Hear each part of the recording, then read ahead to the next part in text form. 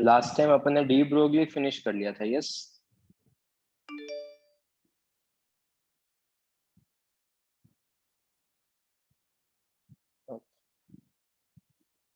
Complete हो गया था, कोई होमवर्क भी दिया था?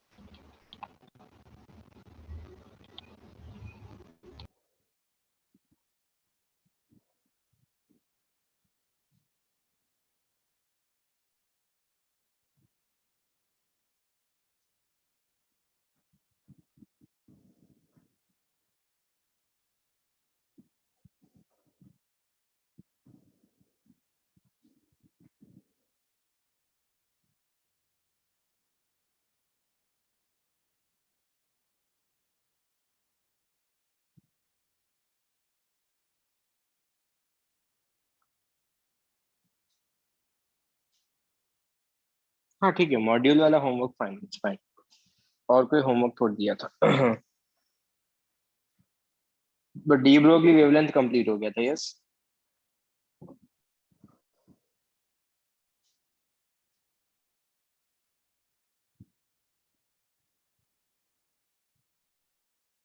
ये लास्ट टाइम किया था ना? चलो, नाउ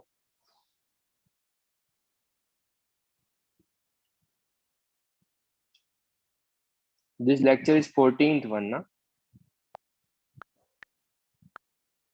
यस।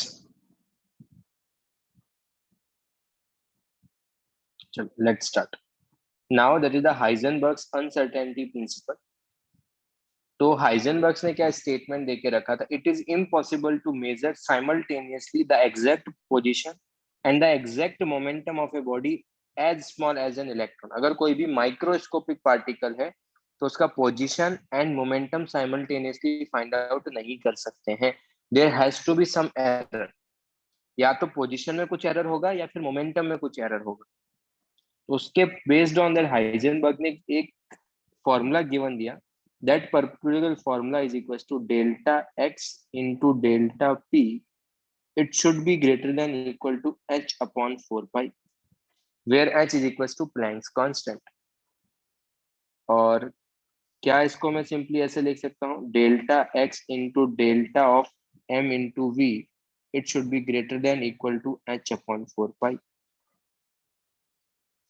अगर m कांस्टेंट है तो उसका कोई चेंज नहीं होगा। डेल्टा क्या है? चेंज, चेंज इन पोजीशन या फिर change in momentum.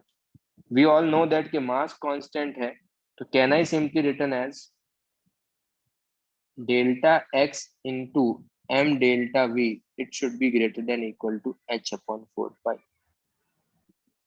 Sir greater than equal का मीनिंग क्या है वो मैं तुम्हें अभी एक्सप्लेन कर दूंगा, और सबसे पहले ये इक्वेशन उसने देख के रखा था, delta x into m delta v, where delta x क्या है? अनसर्टेनिटी इन पोजीशन या फिर एरर इन पोजीशन। एम क्या है? मास, it should B in KG. v क्या है? डेल्टा v क्या है? Uncertainty in velocity, it should be in metre पर सेकेंड। एंड या तो तुम ये फॉर्मूला याद रख लो, delta x into m delta we, it should be greater than equal to H upon 4 पाई, या फिर delta x into m delta we, it should be greater than equal to H bar upon pi, H bar upon 2। एक और symbol, एक और constant जो है H upon 2 पाई को उसका अपने बोल के रखा है एच बार। तो कभी कभी एच बार भी तुमको गिवन होता है। डेल्टा एक्स क्या है? Uncertainty in position. Delta we क्या है? Uncertainty in velocity. Mass is constant ना बच्चे, मास हमेशा क्या रहता है तुम्हारे पास? कांस्टेंट। मास वेरी नहीं कर रहा। ठीक है प्रिशा? ठीक है, इसीलिए उसको डेल्टा से बाहर ले ले क्योंकि उसका चेंज कभी होगा ही नहीं। ठीक है, तो ये तुम्हारे पास फॉर्मूला आ गया। उस फॉर्मूले का डेरिवेशन इज नॉट इम्पोर्टेंट, उसने एक फॉर्मूला गिवन देके रखा था based on his experiment. Greater than and equal to का क्या मीनिंग है ये भी मैं तुमको बता दूंगा, पर तुम्हारे लिए यही फॉर्मूला हाइजेनबर्ग अनसर्टेनिटी प्रिंसिपल में यही फॉर्मूला एप्लीकेबल है। बच्चे यहाँ पर अपन न्यूक्लियर की बात नहीं कर रहे हैं यार, we are not talking about the nuclear reactions, we are just talking about the electrons, protons, neutrons या फिर कोई भी मैक्रोस्कोपिक पार्टिकल्स है उसमें अनसर्टेनिटी फाइंड आउट करें। Okay Prisha?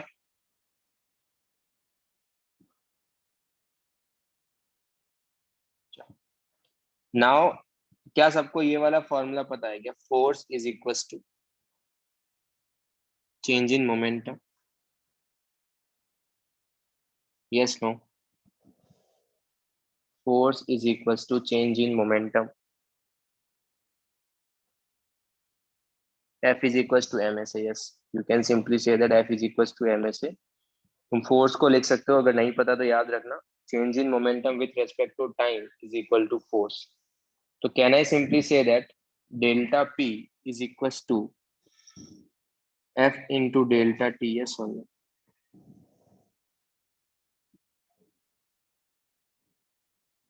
Yes. Multiply delta X with both side. तो F into delta X, delta P को भी डेल्टा X से मल्टीप्लाई किया, इसको भी इससे मल्टीप्लाई किया. In physics, there will be one chapter work for energy. From there, you will get to know the force into change in position. It will give you W total work.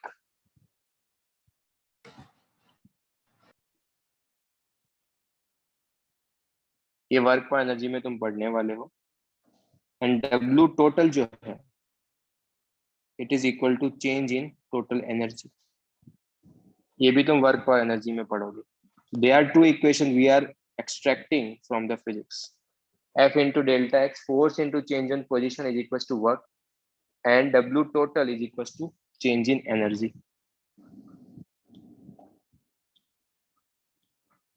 तो यहां से एक और formula आएगा क्या? Delta E into delta T, delta X into delta P is equal to delta E into delta P. तो जो first expression था delta X into delta P, you can simply return as delta E cross delta T. Yes, yes, no?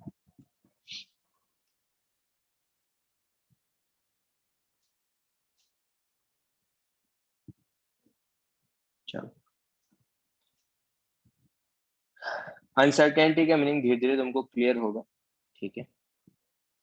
Uncertainty का meaning क्या है? Delta x का meaning क्या है कि हम इतना अनश्योर है, इतनी एरर हो सकता है. उसको लेट्स टेक दिस एग्जांपल से समझने का ट्राई करते हैं. लेट्स से मैंने किसी को बोला कि मेरे को है ना 3 सेंटीमीटर का लाइन प्लॉट करके बता. तो ये स्केल है क्या? है मैंने ये 3 सेंटीमीटर ड्रॉ कर दिया, यस. कितना लाइन ड्रॉ किया है मैंने? ये 3 सेंटीमीटर. क्या ये जो लाइन ड्रॉ किया वो एग्जैक्ट 3 सेंटीमीटर है? उसमें कुछ ना कुछ एरर होगा.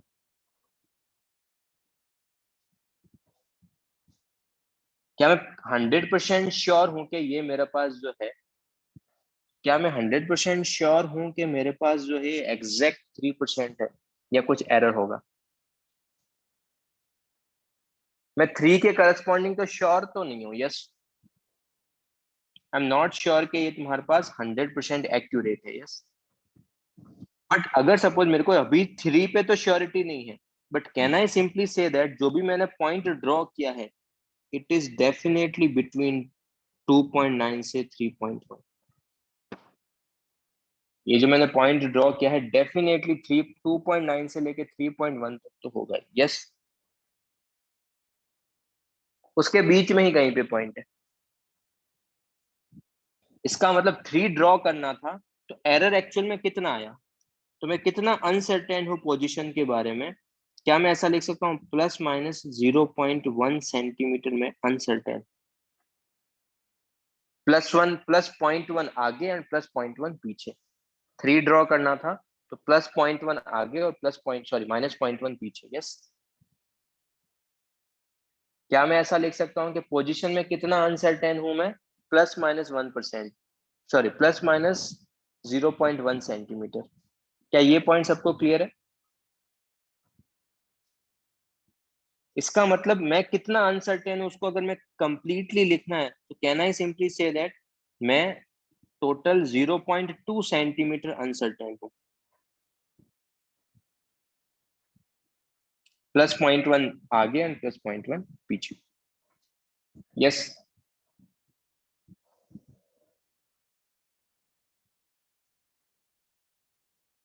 तो कितना अनसर्टेन है अपन पोजीशन के बारे में? अपन पोजीशन के बारे में 0.2 सेंटीमीटर अनसर्टेन है. तुम इसको यहां से भी देख सकते हो.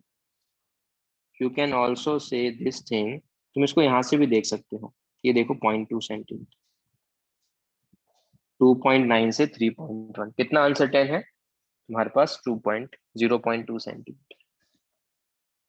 तो this is the minimum error जो तुम स्केल ड्रॉ करते टाइम मेक कर सकते हो। Yes, this is the minimum error जो कोई भी, जिसको भी प्लॉट करना आता है, कोई भी लाइन प्लॉट करना आता है, this is the minimum error he or she can make. Yes,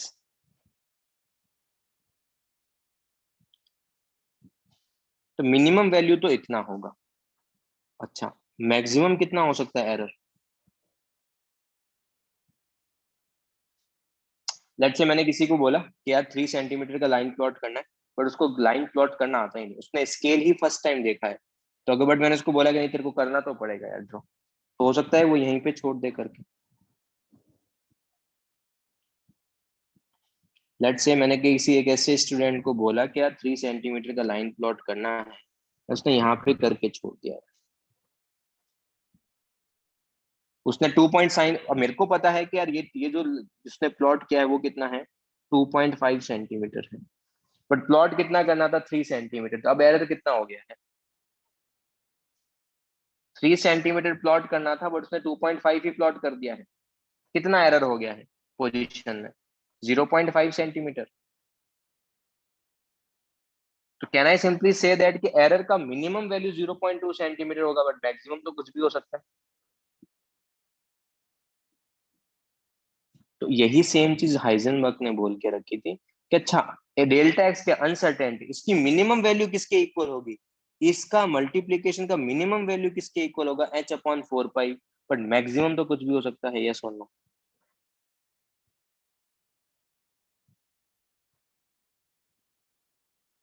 तो बस तुमको ये ध्यान रखना है बस कि मैक्सिमम वैल्यू कुछ भी टेक कर सकता है, मिनिमम कितना होना चाहिए उसके मल्टीप्लीकेशन का? h/4 पाई। बस दैट्स इट, यही तुमको समझना था। Now you have only one formula, delta x into m delta v. Exam में डेल्टा एक्स गिवन होगा, डेल्टा वी फाइंड आउट करना होगा, या फिर डेल्टा वी गिवन होगा, डेल्टा एक्स फाइंड आउट करना होगा। बस इसी टाइप के क्वेश्चंस बनते हैं। That's it. Now let's solve the problem based on that. First problem है, अनसर्टेनिटी पोजीशन में गिवन है इलेक्ट्रॉन का इज 0.33 पिकोमीटर। इसका मतलब डेल्टा एक्स गिवन है, बट डेल्टा एक्स को सब्स्टिट्यूट किस में करना है? मीटर में। वेलोसिटी को किस में सब्स्टिट्यूट करना है? मीटर पर सेकंड में। मास को किसको सब्स्टिट्यूट करना है? केजी में। अनसर्टेनिटी इलेक्ट्रॉन की देख के रखी है, तो यहाँ पे मास कितना लिखेंगे?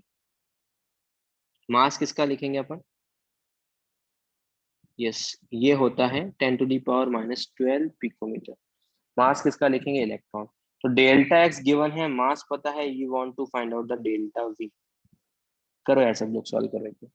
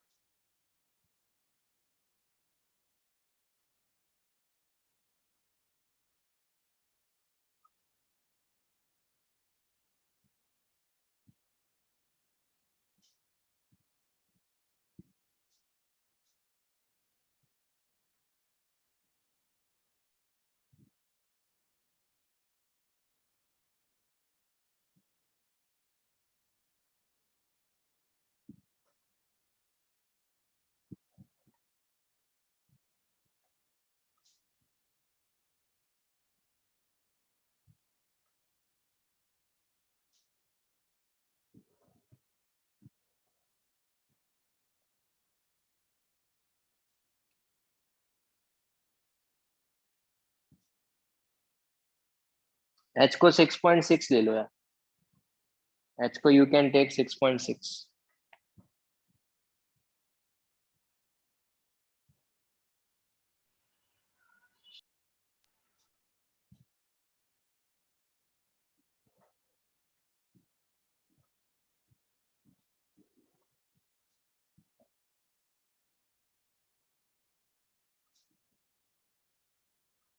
Okay Riya, good.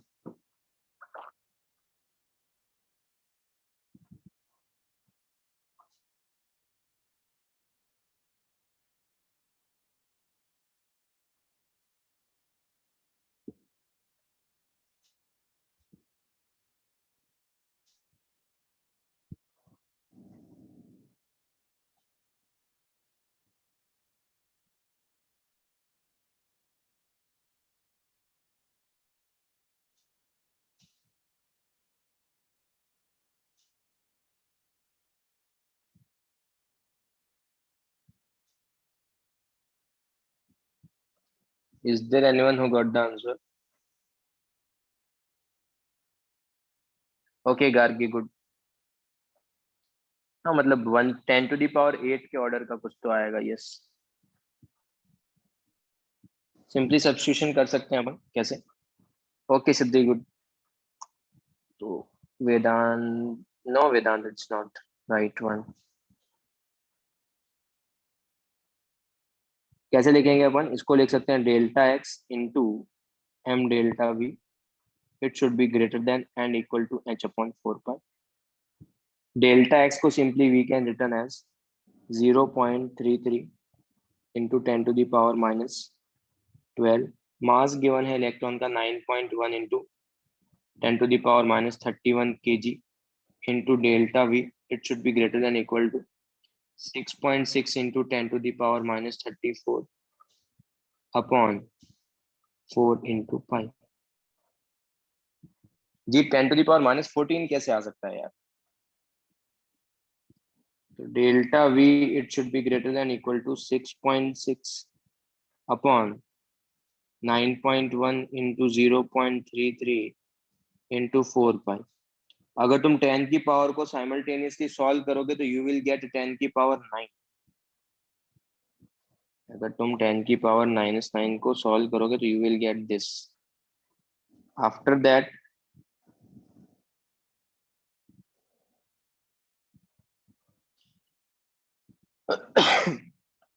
you can simply, yes, you can simply written as delta V, it should be greater than, इसको लिख लेते हैं 66, लिख लेते हैं 66 upon 9.1 into 0.33 into 4 pi into 10 to the power 8। if you solve this you will get 1.75 something, 1.75 into 10 to the power 8 meter per second।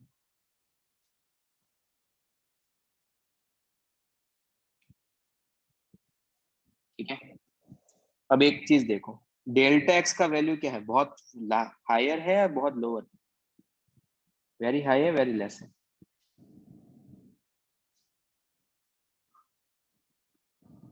तो error position में क्या है? बहुत कम है। तो एरर वेलोसिटी में क्या है?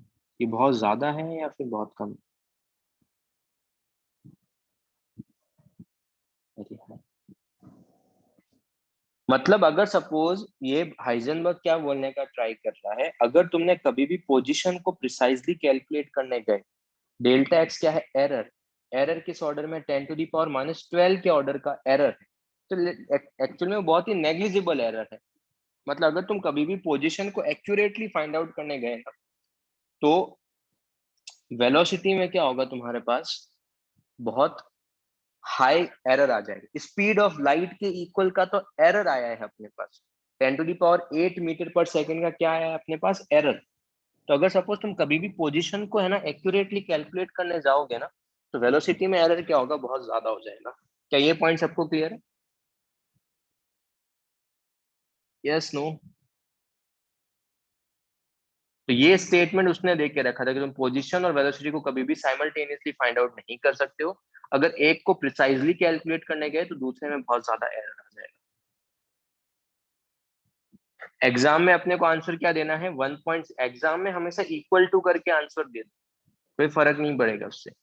जनरली ऑप्शन ही ऐसे रहेंगे, 1.75 into 10⁸ that's it. Let's take एक रियल लाइफ एग्जांपल। एक गोल्फ बॉल है जिसका मास है 40 ग्राम, उसका स्पीड है 4500 मीटर पर second. If the speed can be measured with A precision of 1%, plus minus 1%, इसका मतलब वहां पे एरर कितना है? क्या मैं ऐसा बोल सकता हूँ कि 2% का एक तरीके से क्या रहेगा, एरर रहेगा, ये और नो?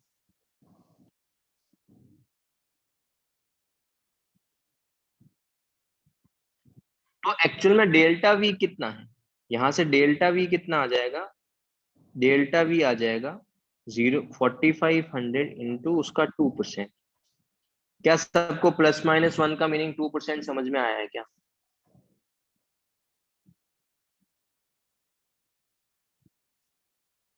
तो यहाँ से आंसर क्या जाएगा, डेल्टा वी तुमको देख के रखा है, गोल्फ बॉल का mass is also given, mass पता है, डेल्टा वी पता है, तो can I simply find out uncertainty in position, yes और नो? करो, फाइंड आउट करो।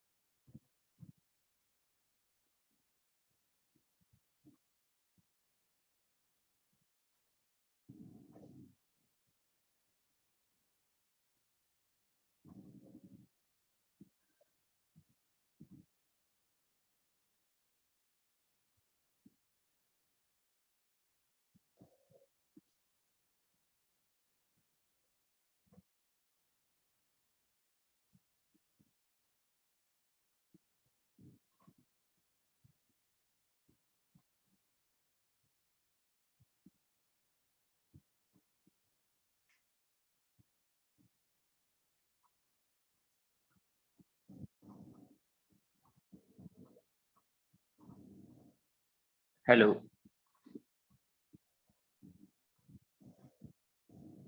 10⁻⁻35, 10⁻⁻33, okay let's see, let's solve this. 40 gram है, उसको केजी में कन्वर्ट करना होगा क्योंकि mass has to be in kg. Delta x find out करना है, डेल्टा एक्स इंटू मास कितना हो जाएगा, 40/100 इंटू वेलोसिटी कितना है, it's 90, 6.6 into 10⁻⁻34 and divided by 4 into pi. 1 से 1 कैंसिल आउट, यहाँ से ये भी कैंसिल आउट, 10 से मल्टीप्लाई कर लेंगे। If you solve this you will get delta x, it should be greater than equal, 10 से मल्टीप्लाई करेंगे तो ये 66 हो जाएगा, 66 into 10 to the power minus 34 upon 36 into 4 पाई। इसको सिंप्लीफाई करके ऐसा भी लिख सकते हैं, इसको 660 कर देते हैं, मेक 660 और यहाँ पे पावर लिखो 10 to the power minus 35 upon 36 into 4, ये हो जाएगा 144 into पाई। 153 टाइम्स, ये रफली 1 पॉइंट समथिंग कुछ आएगा। ठीक है, इसको सॉल्व करोगे तो डेल्टा एक्स आ जाएगा तुम्हारे पास 1 point something into 10 to the power minus 35 metre. मैंने यहाँ पर एक रियल लाइफ एग्जांपल लिया है, ठीक है। तो डेल्टा एक्स की जो वैल्यू आ रही है, जो एरर आ रहा है पोजीशन में, वो बहुत कम है या बहुत ज्यादा है?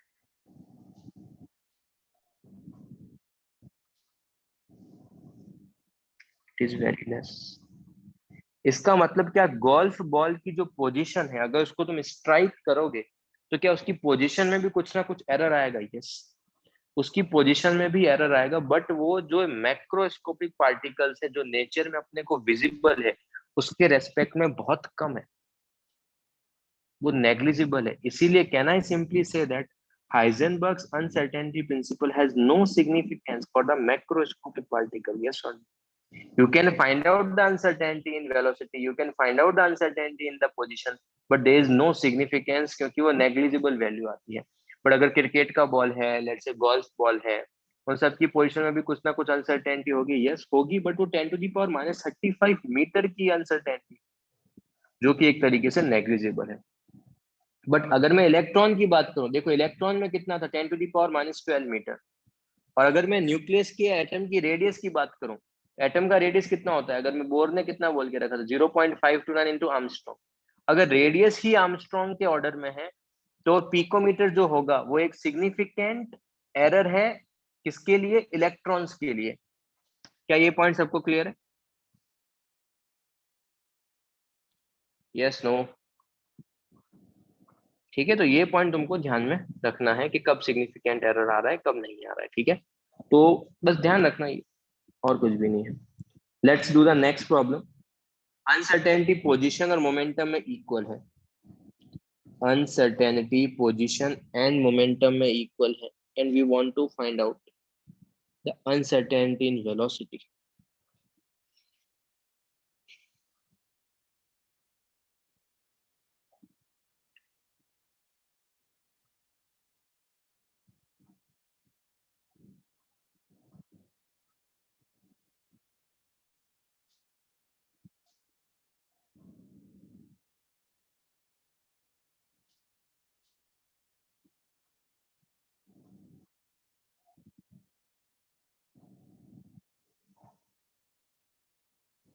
Okay Gargi, good.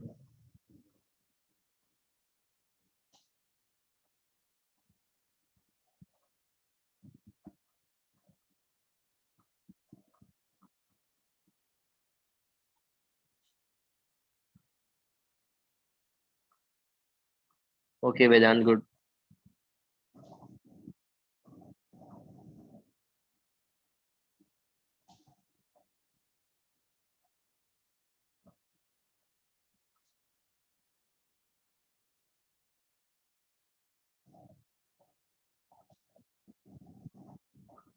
Okay Ruchir, good.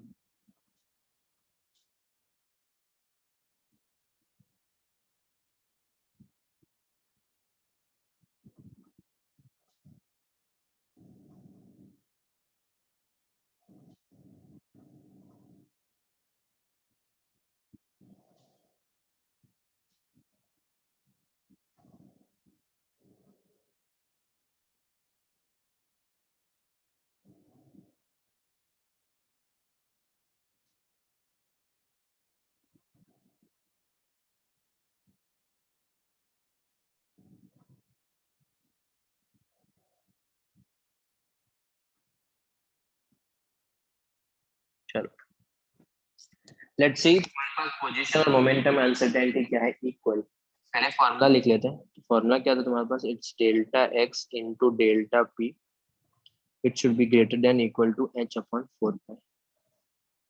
It's saying that delta x और delta p equal है.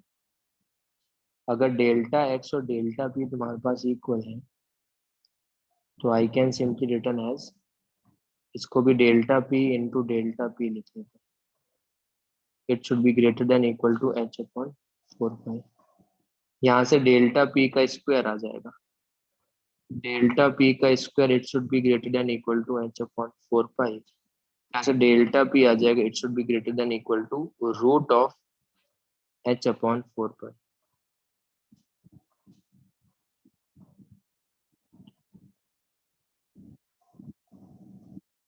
और डेल्टा p को I can simply return as m into delta v.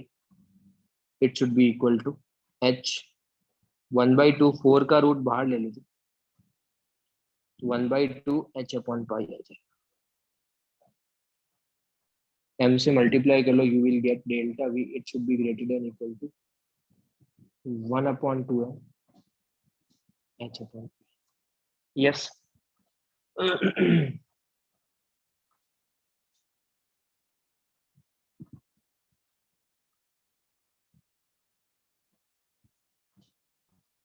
yes, no.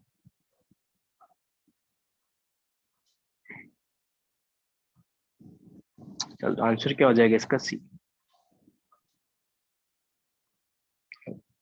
अगर लेट से अगर जो एक्सप्रेशन था अपने पास, तो इस एक्सप्रेशन में अगर डेल्टा एक्स टेंडिंग टू 0 हो, अगर डेल्टा एक्स 0 की तरफ टेंड करेगा तो डेल्टा वी कहाँ टेंड करेगा?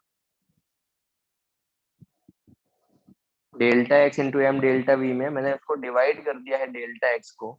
तो अगर डेल्टा एक्स 0 की तरफ टेंड करेगा तो डेल्टा वी टेंड कहाँ करेगा? इन्फिनिटी की तरफ. डेल्टा एक्स 0 टेंड करने का मतलब पोजीशन में एरर अगर तुम मिनिमम करने जाओगे तो वेलोसिटी में एरर क्या हो जाएगा? बढ़ जाएगा. अगर तुम कभी भी पोजीशन में एरर मिनिमम करने जाओगे तो जो वेलोसिटी में है वो एरर क्या हो जाएगा? इंक्रीज हो जाएगा.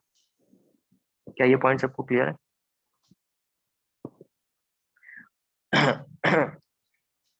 इट मींस अगर पोजीशन को प्रिसाइजली कैलकुलेट करने गए तो मोमेंटम में एरर क्या हो जाएगा? इंफिनिटी. और वही अगर सपोज तुम वेलोसिटी को प्रिसाइजली कैलकुलेट करने गए तो वहां पर पोजीशन क्या हो जाएगा? इंफिनिटी. किसी भी एक को प्रिसाइजली कैलकुलेट करने जाओगे तो दूसरे में एरर जो होगा वो इंफिनिटी हो जाएगा, बहुत हायर हो जाएगा. ये मैं एग्जांपल के थ्रू भी एक्सप्लेन कर चुका हूँ जो यहाँ पर किया था.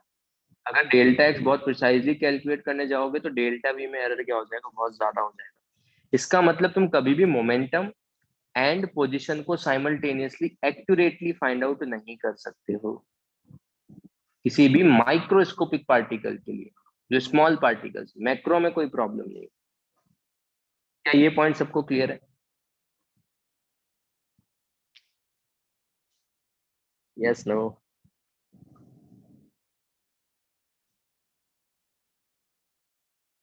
इसी के साथ हाइजेनबर्ग्स फिनिश हो गया है. Now we will see the photo electrical effect. उसके बाद सिर्फ एक ही पार्ट रिमेनिंग रहेगा, that is the quantum mechanics. जो क्वांटम थ्योरी था वही रिमेनिंग रहेगा. उसके बाद ये चैप्टर फिनिश हो जाए. ठीक है. तुम्हारा भी 20th को एग्जाम है. यस.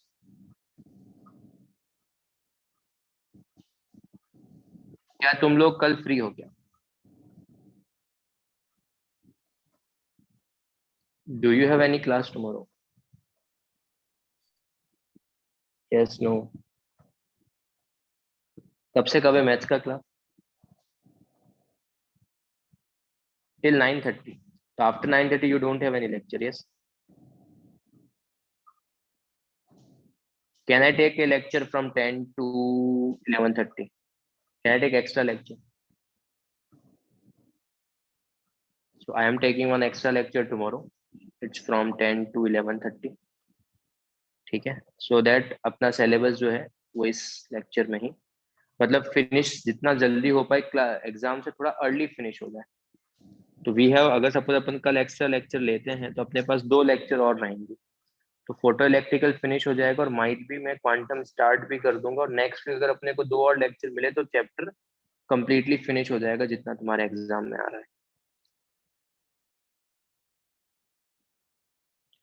और जैसे ही टाइम मिले इस बार संडे को, तो इलेक्ट्रॉनिक कॉन्फ़िगरेशन सिखाया था ना फर्स्ट लेक्चर में, तो वो एक बार गो थ्रू कर लेना, क्योंकि नेक्स्ट वीक इलेक्ट्रॉनिक कॉन्फ़िगरेशन देखने वाले हैं। लास्ट टाइम रीजनिंग नहीं बताया था कि अच्छा शेल सब शेल ये क्या क्या होते हैं, एस में पी में डी में इतने ही सब शेल्स क्यों होते हैं, वो रीजनिंग अपन देखने वाले। Now let's start the photo electrical effect. Mostly आज की क्लास में और कल क्लास में मैं स्टार्ट कर दूंगा क्वांटम।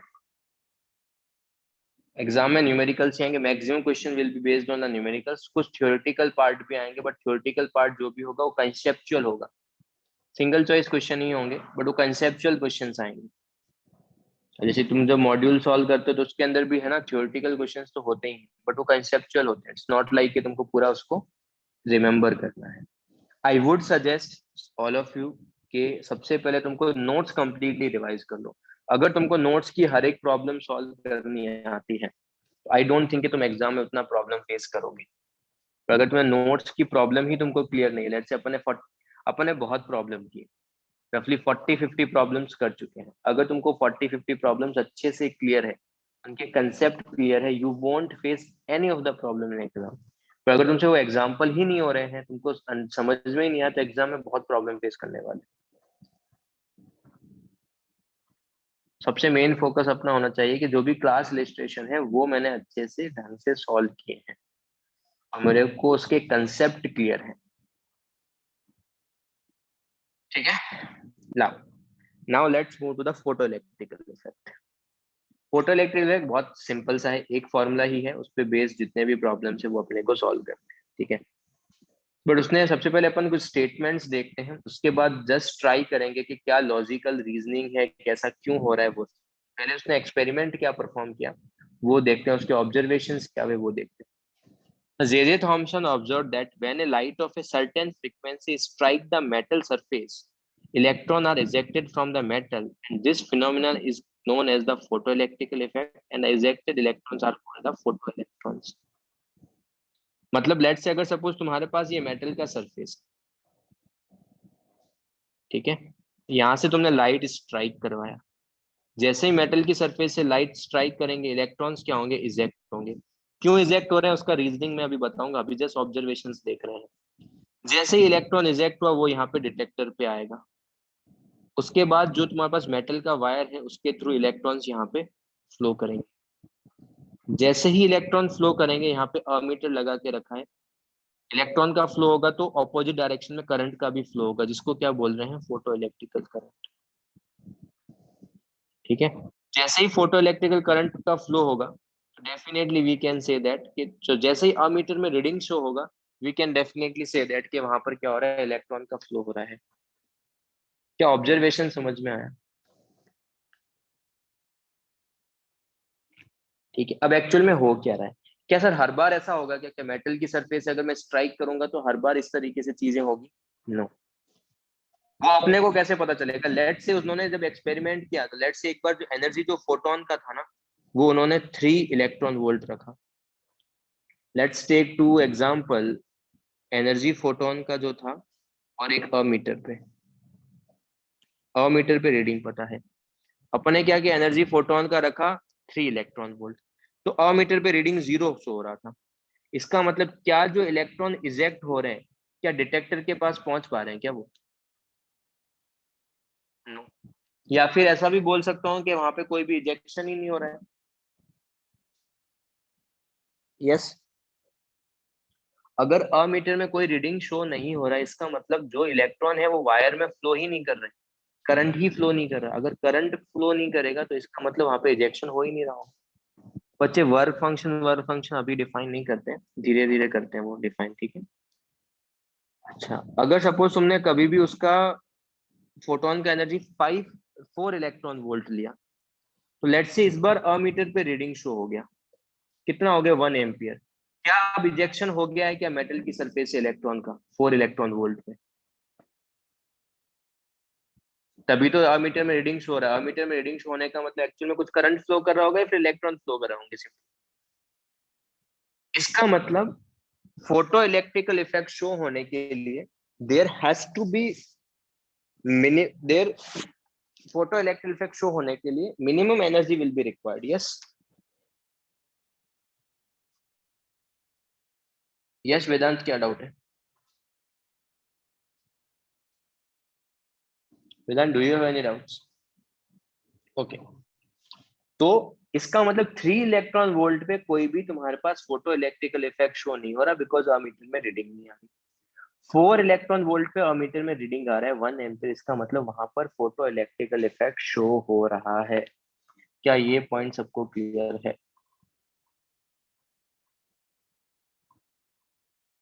अमीटर से वी विल डिसाइड कि कब इलेक्ट्रॉन का इजेक्शन हो रहा है, कब इलेक्ट्रॉन का इजेक्शन नहीं हो रहा है। और it will depend on the different different metal surface. अगर मेटल तुम चेंज करोगे तो हर बार different different energy of photon पे क्या होगा, इजेक्शन होगा। ऐसा क्यों हो रहा है, उसका रीजनिंग नेक्स्ट पॉइंट पे है। फर्स्ट पॉइंट क्या है, electron comes out as shone as the light of the sufficient frequency और सफिशिएंट एनर्जी। मतलब कुछ तो सफिशिएंट एनर्जी उसको रिक्वायर्ड होगा, तभी क्या होगा, उसका इजेक्शन होगा, अदरवाइज उसका इजेक्शन नहीं। सफिशिएंट फ्रीक्वेंसी और energy strike the metal surface, तब क्या होगा, इलेक्ट्रॉन्स बाहर आएंगे। There is a no time lag between the striking the light beam and the ejection of the electron from the metal surface. जैसे ही strike करेंगे वैसे ही इलेक्ट्रॉन का इजेक्शन होगा। ऐसा नहीं कि बहुत टाइम लग के वो प्रोसेस शो हो रहा है।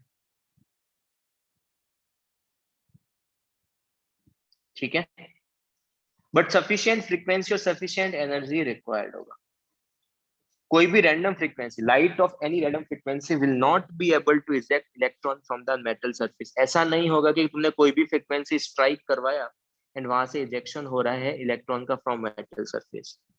अब इसको है ना, मैं बोर मॉडल से एक्सप्लेन करने का ट्राई कर रहा हूँ, ठीक है? थोड़ा सा बोर मॉडल से समझने का ट्राई करना। कैसे बोर मॉडल की तरह ही यहाँ पर हो रहा है? नो बच्चे, यहाँ पर सारी की सारी मेटल सरफेस है। बोर मॉडल किसके लिए अप्लाई किया था अपन ने? हाइड्रोजन के लिए। तुम्हारी जस्ट अंडरस्टैंडिंग के लिए मैं बोर मॉडल ले रहा हूँ। लेट्स से यहाँ पे इलेक्ट्रॉन है, तुमने यहाँ से एक फोटोन स्ट्राइक करवा रहे हो। जब भी लोअर एनर्जी स्टेट में फोटोन होगा तो इसको एब्जॉर्ब करके कहाँ जाएगा?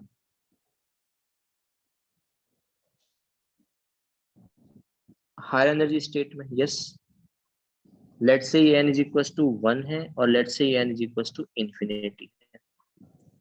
अगर मैंने कभी भी उसको एनर्जी जो फोटोन का जो प्रोवाइड किया, इजेक्शन होने का मतलब इलेक्ट्रॉन का इजेक्ट होने का सिंपल मीनिंग क्या है, वो मेटल की सरफेस से बाहर निकल गया है। Now electron is not the part of that particular atom और आयंस, उसका जस्ट इजेक्शन हो गया है। अगर लेट से तुमने कभी भी फोटोन का एनर्जी रखा, लेट से 7 इलेक्ट्रॉन वोल्ट, क्या इस पर्टिकुलर केस के अंदर क्या इजेक्शन होगा क्या?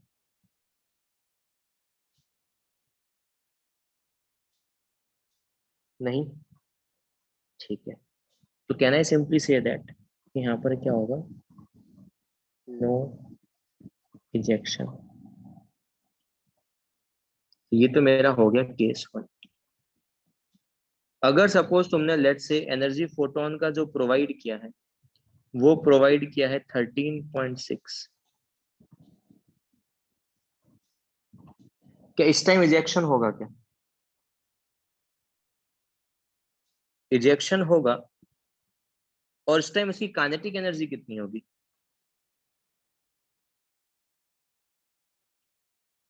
अगर तुमने एग्जैक्ट 13.6 प्रोवाइड किया तो इलेक्ट्रॉन उसको लेगा, इंफिनिटी पे जाएगा और जस्ट रेस्ट पे बैठ जाएगा।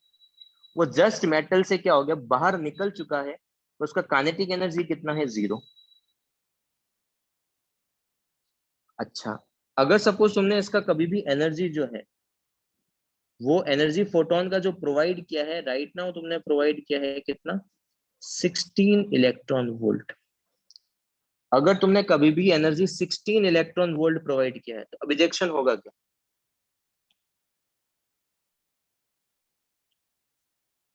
यहाँ पे देख सकता हूँ कि जस्ट इजेक्शन हो गया।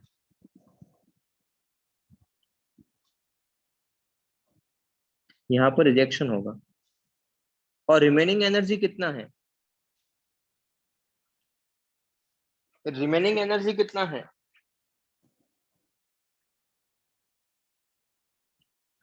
रिमेनिंग एनर्जी कितना है, 2.4। वो किस में कन्वर्ट होगा?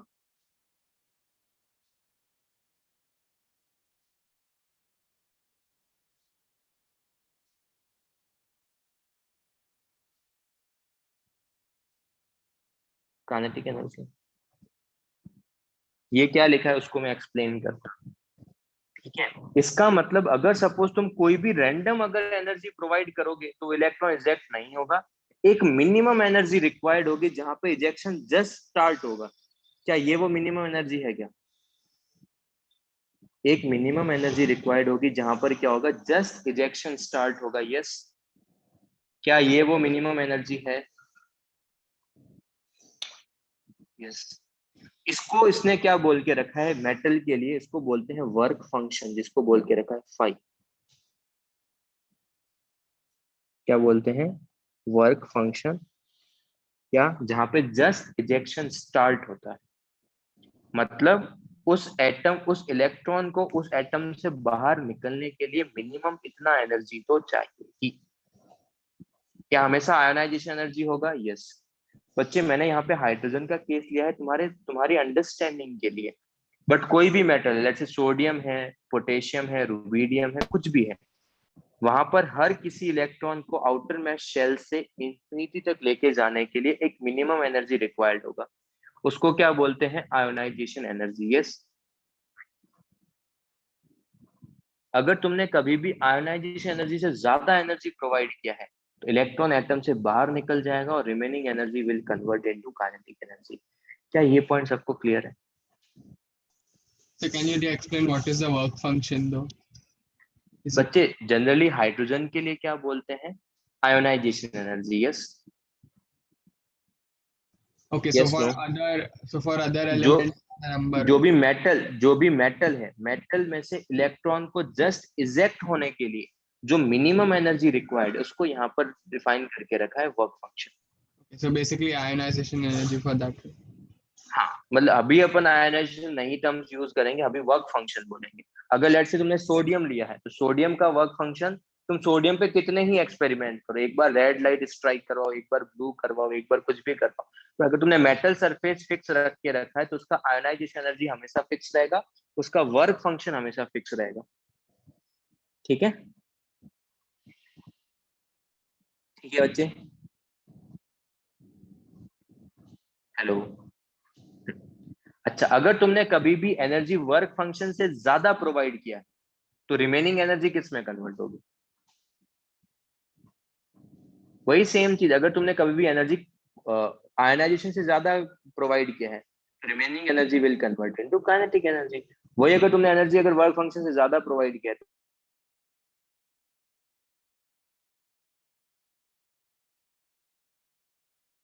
एनर्जी ऑफ फोटोन -5 क्या है? Ionization energy. तो remaining energy will convert into kinetic energy. Clear है सबको ये वाला पॉइंट?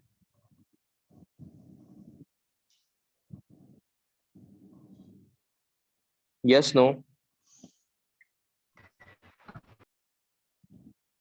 तो क्या मैं यहाँ पे सिंपली लिख सकता हूँ, यहाँ पर क्या है, एनर्जी ऑफ फोटोन जो है वो लेस देन है वर्क फंक्शन, इस वाले केस में। यहाँ पे एनर्जी ऑफ फोटोन क्या है? Energy of photon equal to है वर्क फंक्शन के, और यहाँ पर क्या है, एनर्जी ऑफ फोटोन ये ग्रेटर देन है वर्क फंक्शन से। यस और नो?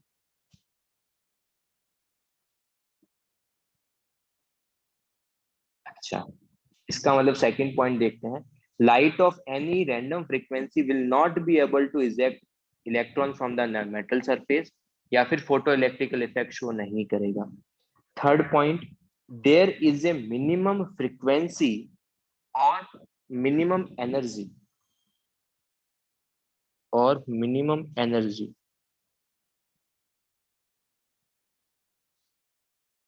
और मिनिमम एनर्जी को क्या बोलूंगा मैं? Work function. मतलब इलेक्ट्रॉन को बाहर निकालने के लिए मिनिमम एनर्जी रिक्वायर्ड होगी, उस मिनिमम एनर्जी को क्या बोल रहा हूं मैं? Work function. अगर एनर्जी है, अगर तुमको एनर्जी पता है, लेट्स से तुमको एनर्जी पता है, तो एनर्जी को क्या मैं ऐसा लिख सकता हूँ? Energy is equal to h into mu और H C by lambda. Yes और नो? अच्छा, इसका मतलब यहाँ पे मैं एनर्जी को क्या बोल रहा हूँ, यहाँ पे एनर्जी, मिनिमम एनर्जी को क्या बोल रहा हूँ? फाइव। तो five is equal to h into mu naught and h c upon lambda naught. क्या मैं ऐसा लिख सकता हूँ कि जो एनर्जी फोटोन का था जिसको मैं वर्क फंक्शन बोल रहा हूँ वो भी एनर्जी का ही फॉर्म है, तो क्या उसको मैं फाई लिख सकते हैं वर्क फंक्शन को? यस। म्यू को क्या लिख दिया? Mu naught. लैम्डा को क्या लिख दिया? Lambda naught. अगर मैं बोलूं कि मिनिमम एनर्जी रिक्वायर्ड, इसका मतलब फ्रीक्वेंसी भी क्या रिक्वायर्ड होगा? मिनिमम रिक्वायर्ड होगा, मैक्सिमम रिक्वायर्ड होगा? मिनिमम। और लैम्डा क्या रिक्वायर्ड होगा इजेक्शन के लिए? मिनिमम या मैक्सिमम?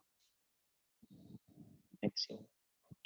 इसका मतलब उस इलेक्ट्रॉन को जस्ट बाहर निकालने के लिए there is a minimum energy या फिर मिनिमम फ्रीक्वेंसी, जिसको बोलते हैं थ्रेशोल्ड फ्रीक्वेंसी, जिसको म्यू नॉट या एफ नॉट से रिप्रेजेंट करते हैं, and maximum wavelength lambda naught which can just cause the ejection.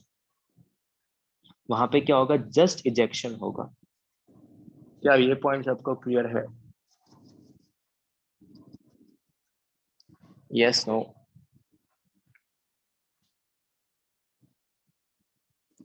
चलो, अगर किसी को यहाँ तक डाउट है तो they can turn on their mic और they can ask your doubts. अभी पूछ लो, क्योंकि इसके बाद कुछ भी थियोरेटिकल पार्ट नहीं बचेगा। आगे बढ़े।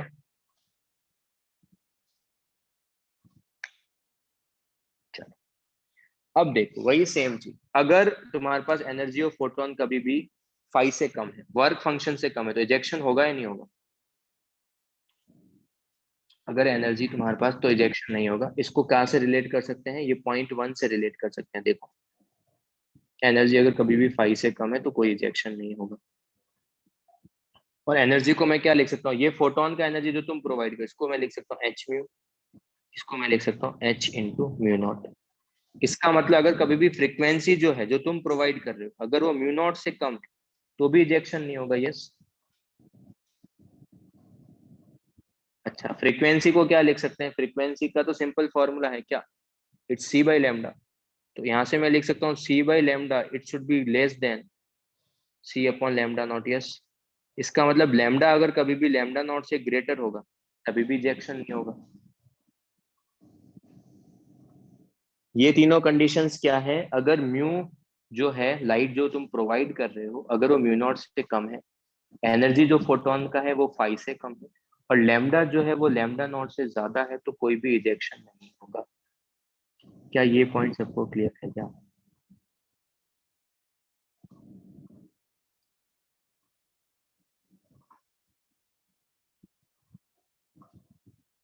बाकी लोग भी बोला, 3-4 लोग ही रिप्लाई कर रहे हो।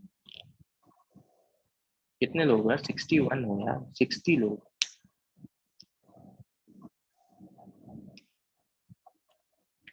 ठीक है।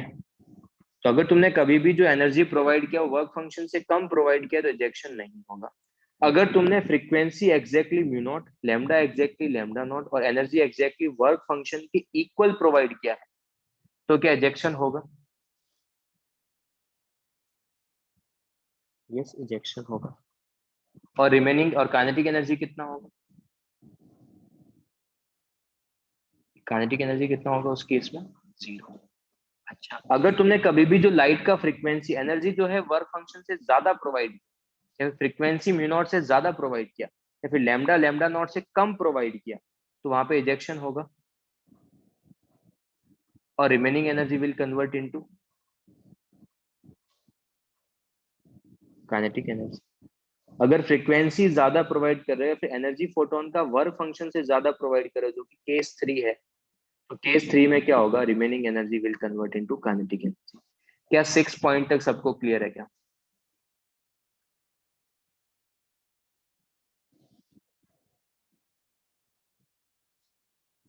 बच्चे उस पर आते हैं, गार्गी जो तुम बोल रहे हो उसके ऊपर आएंगे। करंट के बारे में अभी तक मैंने कुछ बताया नहीं है, उसके ऊपर आते हैं। ठीक है, चलो।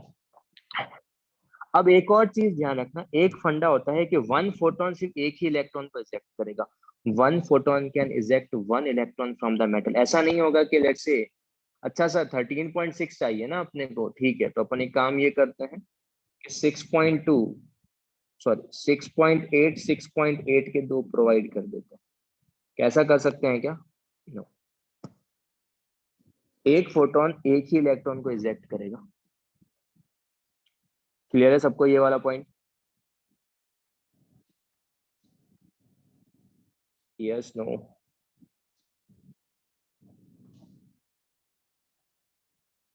चलो, अगर ये वाला पॉइंट क्लियर है then we will move to the next point. अगर लेट से तुम फ्रीक्वेंसी को चेंज करोगे, तो फ्रीक्वेंसी चेंज करोगे तो लाइट का कलर चेंज होगा क्या?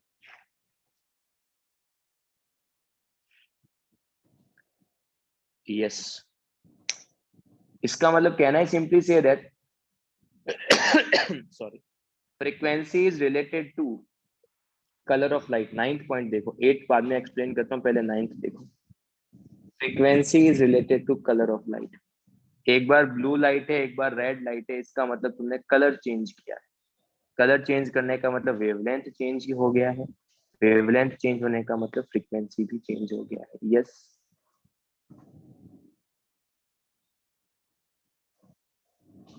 चलो, now next move to the next. बच्चे, अगर तुम लेट से एक बार तुमने दोनों दोनों केसेस में तुमने रेड लाइट लिया, एक बार तुमने डिम लाइट लिया है, एक बार तुमने ब्राइट लाइट लिया है, बट दोनों केसेस में रेड ही है, क्या उसका फ्रीक्वेंसी चेंज किया है क्या तुमने?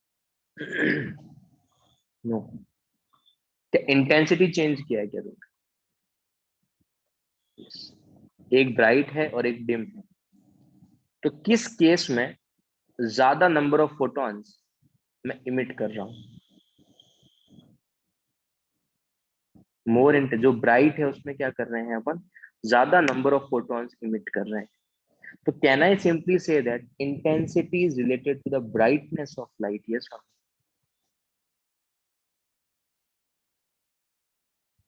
एक केस क्या था, एक बार ब्लू कर रहा हूँ, रेड कर रहा हूँ, तो फ्रीक्वेंसी डिफरेंट होगा, intensity might be the same.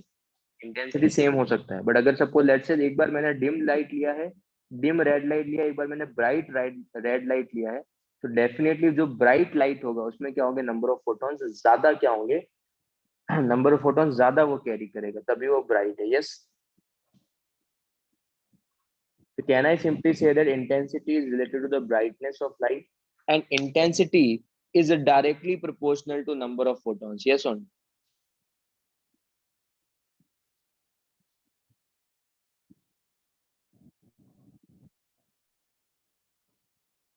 अगर फोटॉन्स ज्यादा स्ट्राइक होंगे मेटल की सरफेस से, अगर ज्यादा फोटोन स्ट्राइक होंगे तो इलेक्ट्रॉन का इजेक्शन ज्यादा होगा या कम होगा? इलेक्ट्रॉन का इजेक्शन ज्यादा होगा। अगर इलेक्ट्रॉन का इजेक्शन ज्यादा होगा तो अमीटर में रीडिंग ज्यादा आएगा। तो can I simply say that कि फोटो इलेक्ट्रिकल करंट भी ज्यादा होगा? अगर तुम इंटेंसिटी चेंज करोगे तो फोटो इलेक्ट्रिकल जो करंट है वो चेंज होगा। Yes no? तो वही एट पॉइंट है। Photo electrical current increases with intensity. Intensity बढ़ाओगे, number of photons बढ़ेंगे, नंबर ऑफ फोटॉन्स बढ़ेंगे तो ज्यादा इलेक्ट्रॉन इजेक्ट होंगे। अगर higher number of electrons eject होंगे तो ज्यादा करंट फ्लो करेगा सर्किट। क्लियर है? Eight point. बच्चे, एक चीज ध्यान रखना, ये 10 पॉइंट तुमको ऐसे सिस्टेमेटिक वे में कहीं पर भी नहीं मिलेंगे। That's why I am suggesting कि हमेशा नोट्स ही रेफर करो। तुमको और कुछ भी चीज, कुछ भी बुक रेफर करने की नीड नहीं है फॉर द थ्योरी पार्ट। अगर तुम ज्यादा चीजों को करने की कोशिश करोगे, तुम कोई भी बुक उठा के देखो, आई एम चैलेंजिंग जो तुमको कहीं पर भी ये 10 पॉइंट इस सिस्टमेटिक वे में नहीं मिलेंगे। तो आई वुड सजेस्ट कि हमेशा थ्योरी प्रेफर करो। अगर तुमने कभी भी थ्योरी प्रेफर किया है तो तुम सारी चीजें सिस्टमेटिक ढंग में पढ़ दोगे। अदरवाइज कुछ लोग क्या करते हैं कि पहले कुछ बुक से पढ़ लिया है, फिर नोट्स समझ में नहीं आ रहे। दिस इज नॉट, ये ऐसा एक्चुअल में नहीं होगा। अगर तुमने सिस्टेमेटिक वे में पढ़ोगे, तुमको सारी चीजें सिर्फ नोट्स में मिल जाएगी।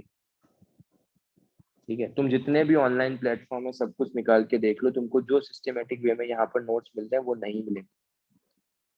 कहीं कहीं पे हो सकता है एक सब टॉपिक सिस्टेमेटिक मिल रहा हो। ठीक है, तो I would request to all of you कि हमेशा नोट्स प्रेफर करो थ्योरी के लिए, और कोई भी चीज पढ़ने की रिक्वायरमेंट नहीं। ठीक है, आगे बढ़े। यहाँ तो कुछ डाउट है तो यू कैन आस्क।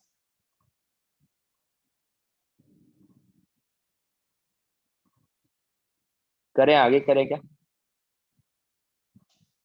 हेलो? ये पैराग्राफ वही लिख के रखा है जो अभी मैंने थ्योरी बोला है सारा का सारा, कब इजेक्शन होगा कब इजेक्शन नहीं होगा इनका। अच्छा एक डायग्राम को देख लेते हैं। अगर एनर्जी कभी भी एच म्यू नॉट के इक्वल है, एच म्यू नॉट का मतलब यहाँ पर मैं क्या बोल सकता हूँ कि एनर्जी किसके इक्वल है, एनर्जी कभी भी फाइव के इक्वल है। अगर एनर्जी फाइव के इक्वल होगा तो इलेक्ट्रॉन का जस्ट इजेक्शन होगा और काइनेटिक एनर्जी जीरो होगा। यस। और अगर कभी भी एनर्जी जो है वो ज्यादा है किससे, फाइव से, अगर एनर्जी फाइव से ज्यादा है तो इसका मतलब काइनेटिक एनर्जी कुछ ना कुछ होगा जिसको मैं काई के मैक्स बोल रहा हूँ। यस। जीरो तो नहीं होगा। और क्या उसको मैं ऐसा लिख सकता हूँ वो कितना होगा, E-5 होगा। यस। और एक्चुअल में ई कितना है, एक्चुअल में जो तुम्हारे पास ई है वो कितना है, एंड ई क्या है जो तुम प्रोवाइड कर रहे हो। तो उसको क्या मैं ऐसा लिख सकता हूँ, energy is equal to h into mu, और फाई अभी बता चुका था एच इंटू म्यू नॉट। क्या इसको मैं ऐसा लिख सकता हूँ,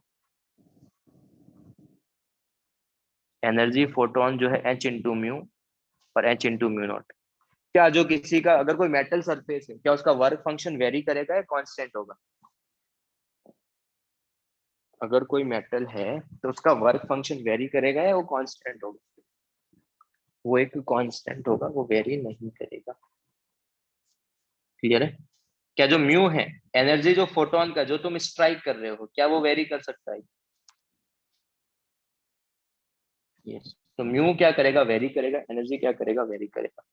तो can I simply return as, अगर कभी भी इजेक्शन हो रहा है एनर्जी जो फोटोन का प्रोवाइड करोगे तो वो कुछ वर्क फंक्शन में जाएगा और रिमेनिंग काइनेटिक एनर्जी में जाएगा। यस। अगर तुमने वर्क फंक्शन लेट से 3 इलेक्ट्रॉन वोल्ट है, तुम प्रोवाइड कर रहे हो 7 इलेक्ट्रॉन वोल्ट, तो काइनेटिक एनर्जी क्या होगा, 4 इलेक्ट्रॉन वोल्ट। ठीक है, 7 प्रोवाइड कर रहे हो, 3 क्या है, वर्क फंक्शन है। अच्छा इस इक्वेशन से ऐसे भी देख सकते हो, लेट से किसी का वर्क फंक्शन 5 है और तुम प्रोवाइड 3 ही कर रहे हो, तो काइनेटिक एनर्जी कितना होगा,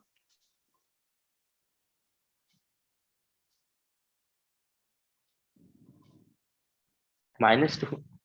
रुचिर -2 क्या हो सकता है क्या काइनेटिक एनर्जी, अगेन रिपीट कर रहा हूँ, वर्क फंक्शन 5 है, एनर्जी फोटोन का 3 प्रोवाइड कर रहे हो, क्या काइनेटिक एनर्जी -2 बोलूंगा क्या, इसका मतलब ये इक्वेशन जो है, ये जो इक्वेशन है इट इज नॉट अप्लीकेबल, ये इक्वेशन जो है इट इज नॉट अप्लीकेबल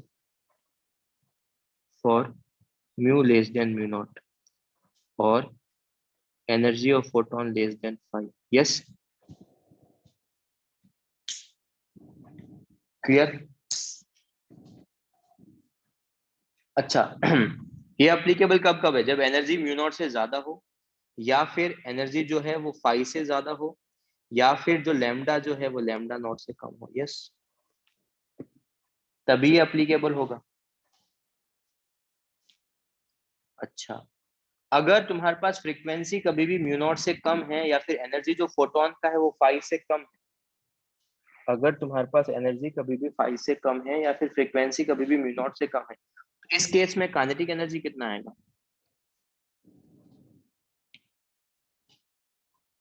इस केस में काइनेटिक एनर्जी कितना आ जाएगा तुम्हारे पास, काइनेटिक एनर्जी मैक्स कितना आ जाएगा, 0। यस। आज अपन फोटो इलेक्ट्रिकल का सारा थ्योरी फिनिश करेंगे, नेक्स्ट क्लास में इसके सारे न्यूमेरिक। इसका मतलब अगर कभी भी frequency less than mu naught है तो काइनेटिक एनर्जी 0 होगा, frequency greater than mu naught है तो ये इक्वेशन लगेगी। इस इक्वेशन को थोड़ा सा सिंप्लीफाई करके लिखते हैं। तो let's say energy of photon को मैं लिख सकता हूँ H into mu, work function को लिख सकता हूँ एच इंटू म्यू नॉट, और काइनेटिक एनर्जी को लिख सकता हूँ के मैक्स। एच इंटू म्यू को लिख सकता हूँ एच सी बाई लैम्डा, इसको लिख सकता हूँ h c upon lambda naught, जो कि एक फिक्स होगा किसी पर्टिकुलर मेटल के लिए। एक तो ये, सॉरी, यहाँ पर लैम्डा और यहाँ पर कितना आ जाएगा, यहाँ पे आ जाएगा के मैक्स। एंड अगर सपोज तुम लैम्डा को कभी भी मीटर में सब्स्टिट्यूट करोगे, लैम्डा नॉट को भी मीटर में सब्स्टिट्यूट करोगे, तो you will get the energy in kilo joule. Yes. Yes no.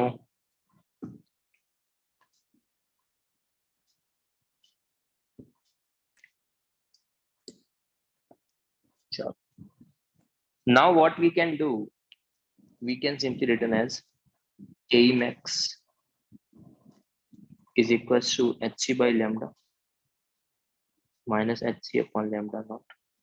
Ke max को लिख सकते हैं half m v square, hc को कॉमन ले लेते हैं 1 by lambda minus 1 by lambda naught, take the LCM और v स्क्वायर इसको मल्टीप्लाई कर लो तो ये आ जाएगा 2hc अपॉन m, इसका एलसीएम भी ले लो तो lambda naught minus lambda upon lambda not into lambda. ये क्लियर है सबको?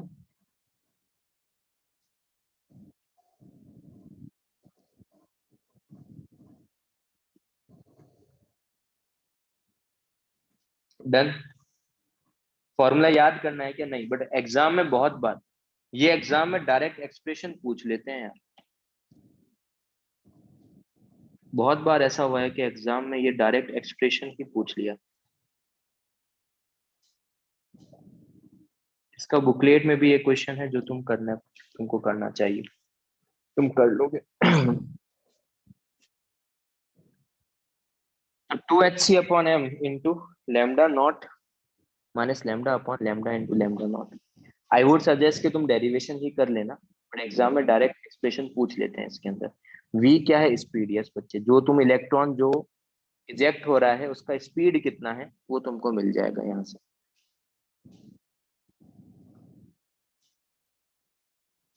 क्लियर बच्चे लोग? यहाँ तक किसी को कुछ डाउट है?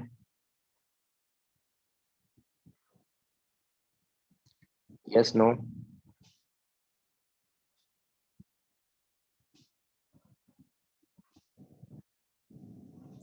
चलो नेक्स्ट मूव टू द, अगर मेरे को लैम्डा आर्मस्ट्रांग में लेके रखा है तो क्या मैं एनर्जी ऑफ फोटोन को ऐसा लिख सकता हूँ क्या? फाई को ऐसा लिख सकते हैं क्या? तो यहाँ से मेरे को काइनेटिक एनर्जी इलेक्ट्रॉन वोल्ट में मिल जाएगा क्या?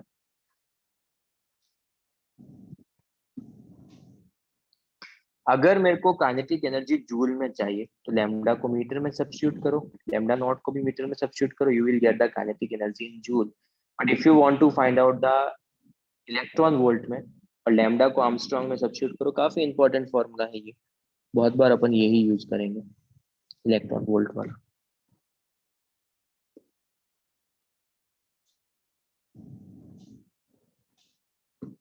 डन। अभी जो भी नेक्स्ट के 15-20 मिनट्स है, it's very crucial. Next class में इसका काफी यूज होने वाला है, उस पर थोड़ा ध्यान से सुनना जो चीजें बता रहा हूँ। चलो, एनर्जी ऑफ फोटोन को क्या लिख सकता हूँ? एनर्जी ऑफ फोटोन क्या है? जो तुम प्रोवाइड कर रहे हो, जो कि वेरिएबल, उसको लिख सकता हूँ एच इंटू म्यू, इसको लिख सकते हैं एच सी बाई लैम्डा। अगर जो मैंने कलर से डिनोट करके रखा है, अगर तुम लैम्डा मीटर में रखोगे तो एनर्जी जूल में मिलेगा। और वही अगर सपोज तुम इसको ऐसे भी यूज कर सकते हो 12400 अपॉन लैम्डा इन आर्मस्ट्रॉन्ग। अगर ग्रीन में लिख के रखा है इसका मतलब तुम्हारे पास अगर लैम्डा कभी भी आर्मस्ट्रॉन्ग में होगा तो इलेक्ट्रॉन वोल्ट में मिलेगा। क्लियर? चलो नेक्स्ट फाई क्या है? फाई को मैं क्या लिख सकता हूँ? फाई को मैं लिख सकता हूँ, अगर जूल में चाहिए एच इंटू म्यू नॉट या फिर h c upon lambda naught. इसके लिए क्या करेंगे अपन? इसके लिए लिख सकते हैं 12400 अपॉन लैम्डा नॉट, किसमें होना चाहिए? आर्मस्ट्रॉन्ग में। और ये क्या है? ये एक फिक्स्ड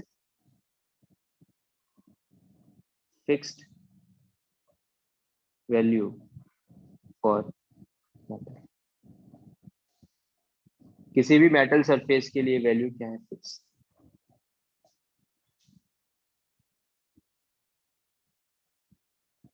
क्लियर?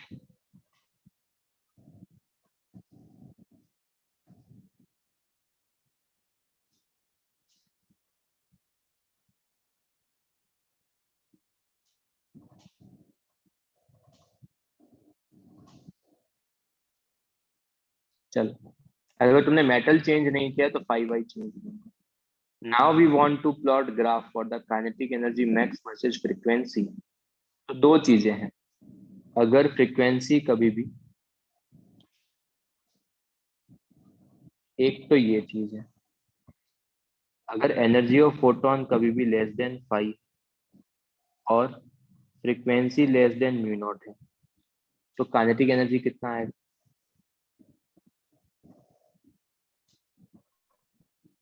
के मैक्स कितना आएगा? 0। और एक एक्सप्रेशन क्या है? एक एक्सप्रेशन है तुम्हारे पास h into mu is equal to h into mu naught plus के मैक्स।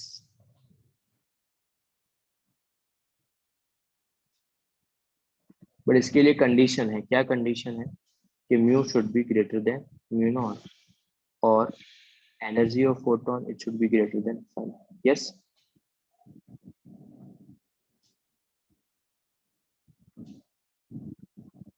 फर्स्ट पॉइंट को छोड़ो, सेकंड पॉइंट का ग्राफ प्लॉट करना है। तो जो भी y एक्सिस पे है उसको y अज्यूम करेंगे, जो भी x एक्सिस पे उसको x अज्यूम करेंगे, गिवन इक्वेशन में सब्स्टिट्यूट करेंगे, तो ये रहा x और ये रहा y।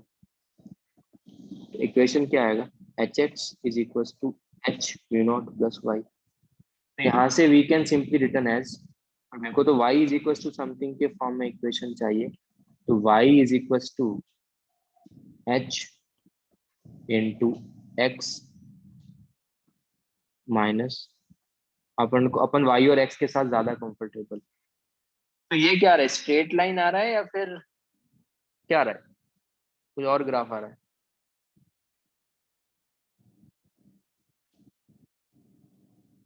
लीनियर आ रहा है। इसका स्लोप कितना है बच्चे लोग?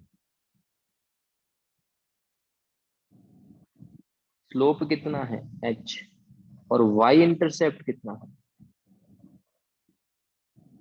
y इंटरसेप्ट मतलब जहां पे x 0 हो, y इंटरसेप्ट कितना है? Minus h mu not. और x इंटरसेप्ट कितना है? जहां पे y क्या होना चाहिए? 0। x इंटरसेप्ट कितना है? y को 0 पुट करो, x की वैल्यू फाइंड आउट करो। Put the value of y is equal to 0, find out the value of x।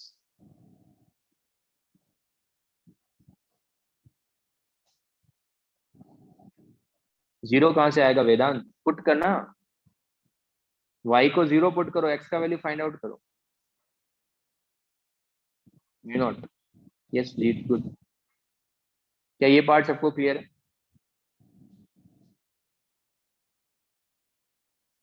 Yes no? इसका मतलब ये ग्राफ आएगा straight line, straight line with positive slope and negative intercept. Sorry, straight line आएगा ऐसा। X axis को कहाँ cut करेगा? ये सॉरी, वाई एक्सिस को कहाँ कट करेगा? 0 कॉमा h म्यू नॉट पे। एक्स एक्सिस को कहाँ कट करेगा? Mu naught comma 0। क्या ये ग्राफ मैंने सही प्लॉट किया है? कुछ गलती है इसका?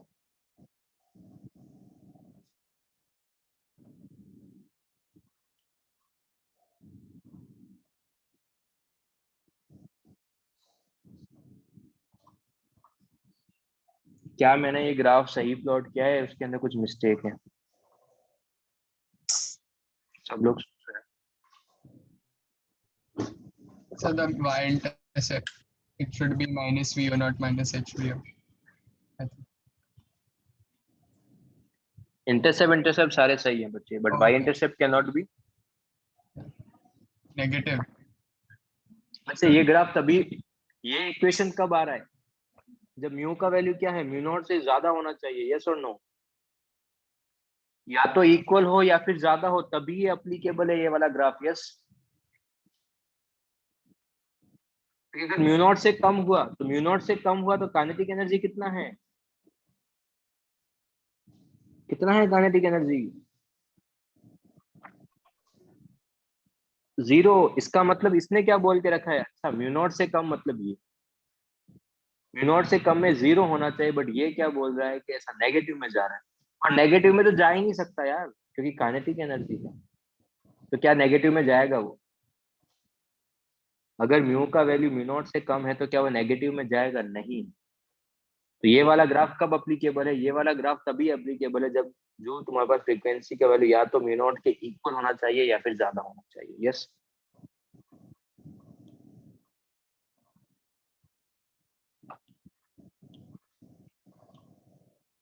अगर फ्रीक्वेंसी का वैल्यू कभी भी म्यू नॉट से कम हुआ तो आंसर क्या आएगा?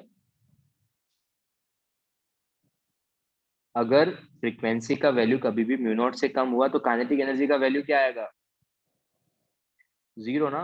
तो अगर म्यू नॉट से कम है तो काइनेटिक एनर्जी कितना आएगा? जीरो। तो एक्चुअल में इसका ग्राफ ये आएगा।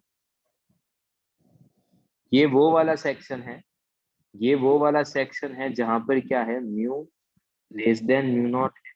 यहाँ पे के ई कितना आएगा? जीरो। क्या ये वाला ग्राफ सबको क्लियर है क्या? अगर नहीं तो अपना माइक ऑन करो और पूछो।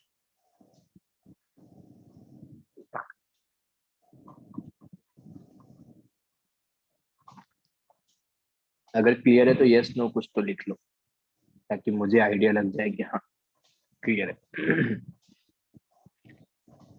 तो ये वाला ग्राफ तभी एप्लीकेबल था जब H greater than mu naught था। अगर H less than sorry mu less than mu naught है तो इसका मतलब काइनेटिक एनर्जी फिर इस इक्वेशन को फॉलो नहीं करेगा।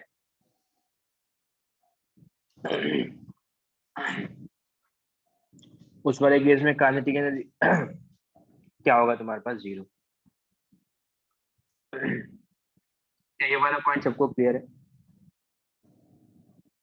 क्या अपन आगे बढ़ सकते हैं क्या?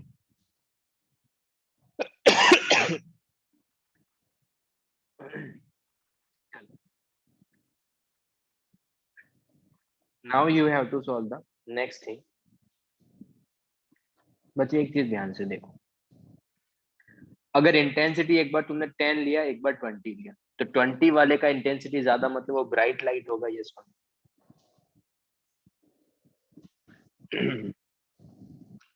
तो इंटेंसिटी लेट से अगर ये जो है वो नंबर ऑफ फोटॉन्स है, ये क्या है? Number of photons. तो 10 में ज्यादा फोटोन इमिट करेगा, 20 में ज्यादा फोटोन इमिट करेगा? तो लेट से 10 में जो फोटोन इमिट कर रहा है वो 5 कर रहा है, 20 में जो फोटोन इमिट कर रहा है वो लेट से 10 कर रहा है। एनर्जी तुम रेड लाइट प्रोवाइड, तुम रेड लाइट स्ट्राइक कर रहे हो मेटल की सरफेस पे, तो रेड लाइट का एनर्जी कितना होता है? कितना? यस, दोनों केसेस में रेड लाइट ही तुम स्ट्राइक कर रहे हो, बट एक तो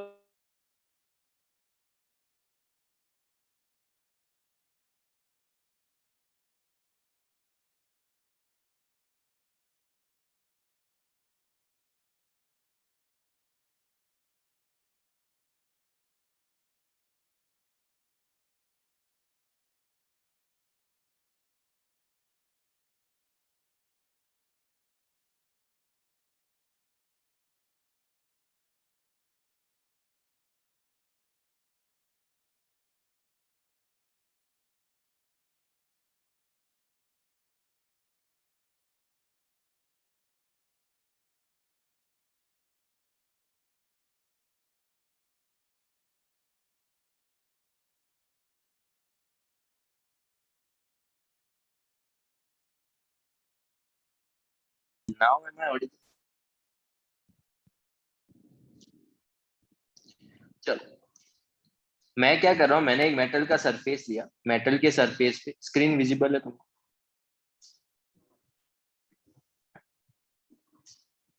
स्क्रीन नहीं है क्या विजिबल आपको? ओके, चलो। मैंने क्या किया, एक मेटल का सरफेस लिया, मेटल के सरफेस पे मैंने रेड लाइट स्ट्राइक करवाया और सेम मेटल लिया जिसका वर्क फंक्शन 0.63 है और रेड लाइट क्या करवाया है, स्ट्राइक करवाया है। बट एक बार डिम रेड लाइट करवाया, एक बार मैंने ब्राइट रेड लाइट करवाया। तो जैसे ही मैं डिम लाइट स्ट्राइक करवाऊंगा और ब्राइट लाइट स्ट्राइक करवाऊंगा तो दोनों केसेस में क्या होगा, इलेक्ट्रॉन इजेक्ट होंगे।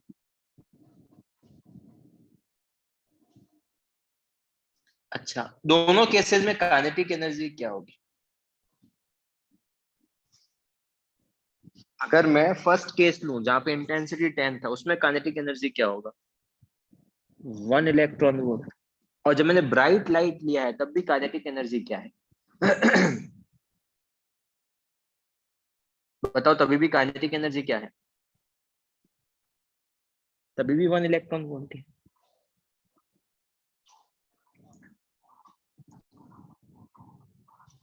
क्या इंटेंसिटी चेंज करने से काइनेटिक एनर्जी चेंज हो रहा है क्या? क्या इंटेंसिटी चेंज करने से काइनेटिक एनर्जी चेंज हो रहा है क्या? नहीं। काइनेटिक एनर्जी कब चेंज होगा? अगर तुमने लाइट चेंज किया होता। काइनेटिक एनर्जी कब चेंज होता? अगर तुमने किसी का लाइट चेंज किया होता। तो can I simply say that कि जो भी काइनेटिक एनर्जी है वो इंटेंसिटी पे डिपेंड ही नहीं कर रहा। डिपेंड ही नहीं कर रहा, इसका मतलब ग्राफ कैसा है? क्या ग्राफ ऐसा आएगा क्या? वो तो हमेशा कांस्टेंट ही आएगा। यस।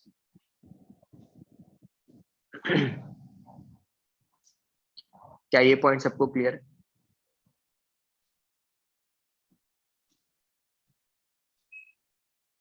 अच्छा, अगर तुमने इंटेंसिटी चेंज किया तो नंबर ऑफ फोटॉन्स चेंज हो रहे हैं क्या?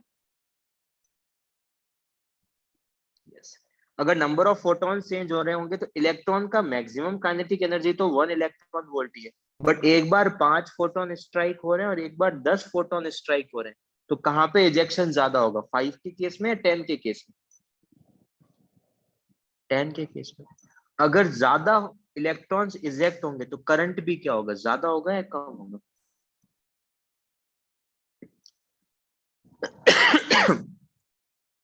इसका मतलब अगर मैं कभी भी इंटेंसिटी बढ़ाऊंगा तो फोटो इलेक्ट्रिकल करंट क्या होगा? बढ़ेगा। If I change the intensity तो फोटो इलेक्ट्रिकल करंट भी क्या होगा? चेंज होगा। जैसे जैसे इंटेंसिटी बढ़ाऊंगा नंबर ऑफ फोटॉन्स बढ़ेंगे। नंबर ऑफ फोटॉन्स बढ़ेंगे तो ज्यादा इलेक्ट्रॉन इजेक्ट होंगे, एंड अगर ज्यादा इलेक्ट्रॉन इजेक्ट होंगे तो करंट भी ज्यादा होगा। यस। तो क्या इंटेंसिटी और फोटो इलेक्ट्रिकल करंट का ऐसा ग्राफ आएगा? एग्जाम में ग्राफ पूछते हैं यार वो, इंटेंसिटी और काइनेटिक एनर्जी का। क्या ये वाले दोनों ग्राफ सबको क्लियर है? मैं 2 ग्राफ और बताऊंगा, फिर आज का क्लास फिनिश कर देंगे। इसके जो भी न्यूमेरिकल्स होंगे we will do in the next class. जो कल है अपना एक एक्स्ट्रा क्लास है, ऑफिशियल लेक्चर में ले रहा हूँ जो कि इन्फॉर्म कर दूंगा। चलो फिर से देखते हैं। तो इसका पॉइंट भी लिख के रखा है, photo electrical current is increase with increase in intensity of the light of the same frequency if emission is permitted. Bright light yields more photoelectrons than a dim one of the same frequency, but the electron energy remains the same. जो bright light है वो ज्यादा photo electrons क्या करेगा? Eject करेगा, इसके कारण current भी ज्यादा होगा। जो स्टेटमेंट मैंने बोला है वो सब कुछ यहाँ पे लिखा है।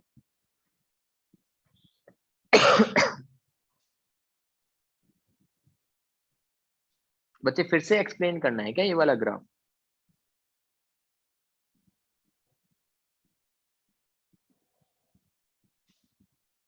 एक बार रुको यार, मतलब तुम डाउट सभी 5-6 मिनट के बाद वापस पूछ लेना।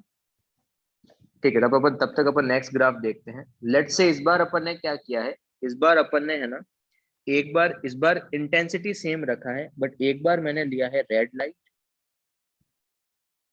और एक बार मैंने लिया है वॉयलेट लाइट। ये मैंने क्या ले लिया? ये मैंने ले लिया रेड लाइट और ये मैंने ले लिया वॉयलेट लाइट।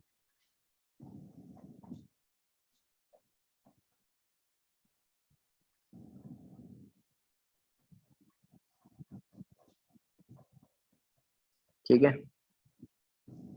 अच्छा, फाई दोनों केसेस में कितना है? मेटल सरफेस जो लेके रखा है दोनों केसेस में कितना है? 0.63 इलेक्ट्रॉन वोल्ट। 0.63 electron volt. अगर मैंने इंटेंसिटी सेम रखा है, एक बार मैंने रेड लाइट लिया है उसका इंटेंसिटी भी सेम है, वॉयलेट लाइट लिया है उसका इंटेंसिटी भी सेम है, तो नंबर ऑफ फोटॉन्स भी क्या होंगे? सेम होंगे या डिफरेंट होंगे? नंबर ऑफ फोटॉन्स तो सेम होंगे। फर्स्ट वाले केस में काइनेटिक एनर्जी कितना आएगा? 1 इलेक्ट्रॉन। और सेकंड वाले केस में काइनेटिक एनर्जी कितना आएगा? 2 कहाँ से आ जाएगा यार? 3.26 से 0.63 सब्ट्रैक्ट करना है यार। सॉल्व करोगे तो you will gate 2.63 electron I think. 2.63 भी नहीं है। एक बार चेक करना कितना आ रहा है। 2.63 नहीं, 2.26 आना चाहिए। एक बार चेक करो कितना आ रहा है। 2.63 आ रहा है क्या? हाँ 2.63 आएगा, ठीक है। तो अगर तुमने इंटेंसिटी को फिक्स रखा है, लाइट को चेंज कर दिया, फ्रीक्वेंसी को चेंज कर दिया है, तो क्या नंबर ऑफ फोटॉन्स चेंज होंगे क्या? अगर तुमने एनर्जी फोटोन का चेंज किया है, इंटेंसिटी सेम रखा है, क्या नंबर ऑफ फोटॉन्स चेंज हो रहे हैं क्या? नो। अगर नंबर ऑफ फोटॉन्स चेंज नहीं हो रहे तो क्या करंट चेंज होगा क्या दोनों केसेस? नो। इसका मतलब करंट चेंज नहीं होगा। तो करंट चेंज नहीं होगा, इसका मतलब ग्राफ कैसा आएगा? ग्राफ आएगा इसका ऐसा, कि तुमने अगर उसका फोटो इलेक्ट्रिकल करंट चेंज नहीं होगा फ्रीक्वेंसी के साथ। सर आपने ऐसा क्यों ड्रॉ किया? उसका एक रीजन है कि मैंने उसको बीच में से क्यों ड्रॉ किया। वो जो करंट होगा वो एक पर्टिकुलर, अगर एनर्जी फोटोन का है वो फाई से ज्यादा होगा, उससे पहले तो करंट जीरो होगा ना। अगर फोटोन जो तुम स्ट्राइक करवा रहे हो उससे पहले तो करंट जीरो होगा, एक पर्टिकुलर पॉइंट के बाद की तो वो क्या करेगा, उसका कुछ ना कुछ करंट आएगा, और वो करंट जो है, तुम नंबर ऑफ फोटॉन्स चेंज नहीं कर रहे हो, इंटेंसिटी सेम रख रहे हो। अगर सेम इंटेंसिटी रखोगे, फोटोन की एनर्जी को चेंज करते जाओ, फोटोन की एनर्जी को चेंज करते जाओ, उससे कुछ भी उसको फर्क नहीं पड़ेगा। Same for this.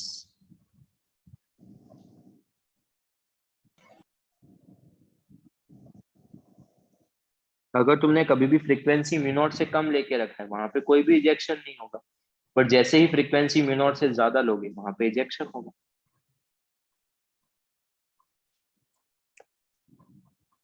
क्लियर है ये वाला पॉइंट सबको?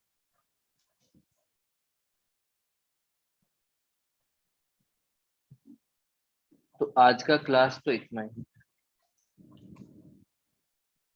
ठीक है, तो आज का क्लास यहीं पे फिनिश करते हैं। बाकी अगर किसी को कुछ डाउट है किसी भी ग्राफ में तो देख लेना।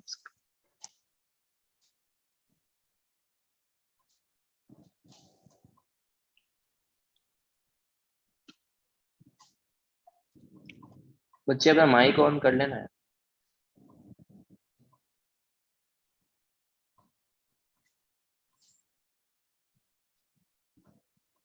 वेदांत।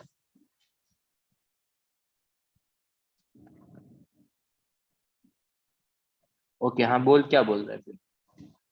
हाँ।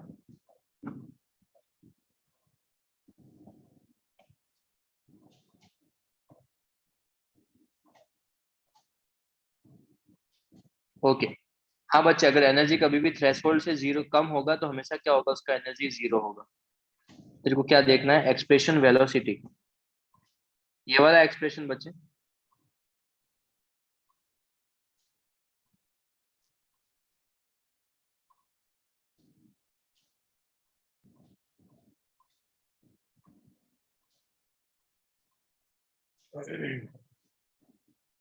डाउट थोड़ी है तेरे को वेदांत को, तेरे को सिर्फ एक्सप्रेशन ही देखना है ना।